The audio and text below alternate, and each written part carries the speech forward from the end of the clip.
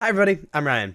Today we're going to talk about Blue-Red Phoenix, a deck that's been slowly coming back in Pioneer. We're going to talk about the cards that are played, we're going to talk about the overall strategy, and we're going to talk about how to play the deck. Let's jump into it. This is my Blue-Red Phoenix deck. So in order to talk about this deck, I kind of have to reorganize this because the different sections of this deck sort of do different things. There we go, so it's rearranged. So the point of this deck is to draw a bunch of cards, kill your opponent's creatures, but also be filling our graveyard so that we can eventually cast Treasure Cruise and discarding Arc-like Phoenixes so that we can cast a bunch of spells for really, really cheap, bring back those Arc-like Phoenixes and kill our opponent. But it's not as simple as that. So in this pile, we have the cards that draw us more cards. Consider allows Surveil 1, we look at the top card of the library. You may put that card into a graveyard and then we draw a card. So if we spot cards we don't want, we can put them into a graveyard, especially if you spot like Arc-like Phoenix, we can put that into our graveyard and help fill our graveyard like we were talking about, and be able to draw a card, get that card selection and drawing a card, especially at instant speed. Opt, also instant speed, we can scry 1, draw a card. A little bit worse in this deck to scry instead of Surveil, but ways to fill our graveyard even just by casting these 1-mana spells. We're playing 3 Chart of Course. Chart of Course is draw 2 cards, then discard a card unless you attack this turn. Very often you want to discard a card, especially if you can discard an Arc-like Phoenix or you're trying to fill the graveyard for Treasure Cruise. Treasure Cruise, the card of the hour, really the card that kind of makes this deck, to be totally honest, is 8 mana, Delve, draw 3 cards. Delve meaning you can exile a card to a graveyard while casting a spell pays for 1 generic mana. We fill our graveyard very, very quickly, so very often this is 1 mana, draw 3 cards. That alongside with Pieces of the Puzzle, which reveal the top 5 cards of your library, put up to 2 instant or sorcery cards from among them into your hand, and the rest into your graveyard, so you're able to fill your hand with instant sorceries and continue filling your graveyard, especially if you can put Arc-like Phoenix in the graveyard. We're doing all of that stuff, filling our graveyard, drawing a ton of cards. Alongside that, we're killing our opponent's creatures with Spikefield Hazard, which is deal 1 damage. If a permanent dealt this way would die this turn, exile it instead, and on the other side it's a land, which is very good. Lightning Axe, 1 mana as additional cost to cast a spell. You can discard a card or pay 5. In a perfect world, we are discarding excess lands or Arc-like Phoenixes when we do that. Again, filling our graveyard. Deal 5 damage to target creature. And Fiery Impulse deals 2 damage to target creature, or if you have Spell Mastery, I mean if there are 2 or more instant sorcery cards in your graveyard, which there almost always is in this deck, it deals 3 damage instead.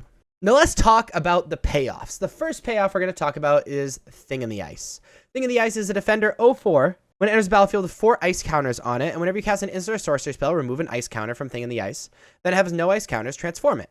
When it transforms, it is a 7/8, and when this creature transforms into the Awoken Horror, return all non-horror creatures to their owner's hands. So Thing in the Ice is very good alongside all of these instant sorceries. We plan on casting a ton of instant sorceries even in the same turn, and it allows us to interact with our opponent's board, especially if they go way wider than our removal spells can handle, and is an amazing finisher alongside Arc-like Phoenix. Arc-like Phoenix is a 4 mana 3/2 with haste and flying. And at the beginning of combat on your turn, if you cast 3 or more instant sorcery spells this turn, return Arc-like Phoenix from your graveyard to the battlefield. So obviously that is pretty easy to do. We spend the first few turns drawing a bunch of cards, discarding Arc-like Phoenixes, and then in one turn we like kill our opponent, draw 3 cards with Treasure Cruise, cast an Opt, bring back Arc-like Phoenix, or multiple Arc-like Phoenixes very often, and jam out of nowhere for just like 1,000,000. Now beyond that, as kind of like utility cards, or kind of combo cards really, we have Spell Pierces in order to interact with our opponent's non-creature spells. And then we're playing this kind of cool combo, Temporal Trespass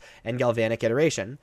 Temporal Trespass is 8 and 3 blue. Delve, take an extra turn after this one, exile Temporal Trespass. This is very good if we can do this alongside a turn that we attack with Phoenixes, maybe bring back 2 or 3, deal 6 or 9, untap, do it again, is super good. Alongside Galvanic Iteration, which is 2 mana instant. When you cast your next instant or sorcery spell, copy that spell. You may choose new targets for the copy, and flashback for 3 mana. If we can do this alongside each other, have enough mana to cast Galvanic Iteration and Temporal Trespass and like one other spell, bring back a bunch of Arc-like Phoenixes, take 3 turns in a row because we get 2 extra turns after the turn that we're in, is an amazing finisher for the deck. Also, Galvanic Iteration alongside things like Treasure Cruise is unbelievable and is totally fine alongside removal spells. So again, the main deck is all about controlling our opponent, drawing a ton of cards, filling our graveyard, allowing that to like give us more card advantage, and having really, really explosive turns with Arc-like Phoenix and Thing in the Ice. So let's talk about the sideboard. In the sideboard, we have Aether Gust. There's an instant, choose target spell or permanent that's red or green.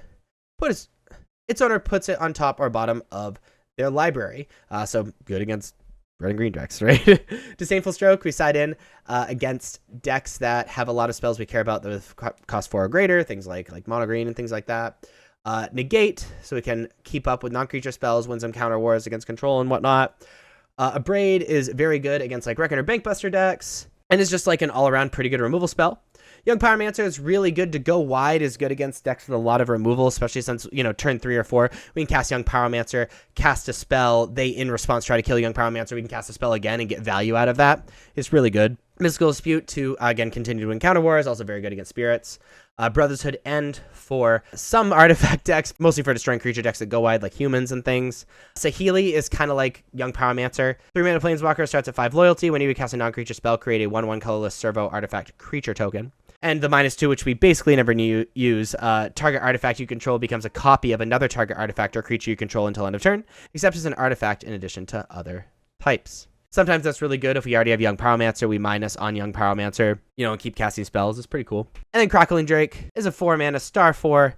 His power is equal to the total number of instant or sorcery cards you own in exile and in your graveyard. The first time I read this card, I thought it was just graveyard. No, it is both, which is kind of insane. So when you cast this on turn like 5 or 6, even if you've exiled a bunch of cards of Treasure Cruise, it is always massive and is a must answer, especially if you side in alongside Saheeli and Young Pyromancer and they've tried to answer the Thing and Ices and stuff like that, and then you jam like an 8-power Crackling Drake. They often die. Oh, and when it enters the battlefield, you get to draw a card, if that's not enough. So this is a really cool, synergistic, tempo-y, combo-y deck that kind of controls their opponent. I really, really like playing it, and I think it's coming back to the forefront. So if you like this video, please be sure to like and subscribe. Check me out on social medias. Links are above me and in the description. Thank you so much for watching. I'll see you next time. Bye-bye.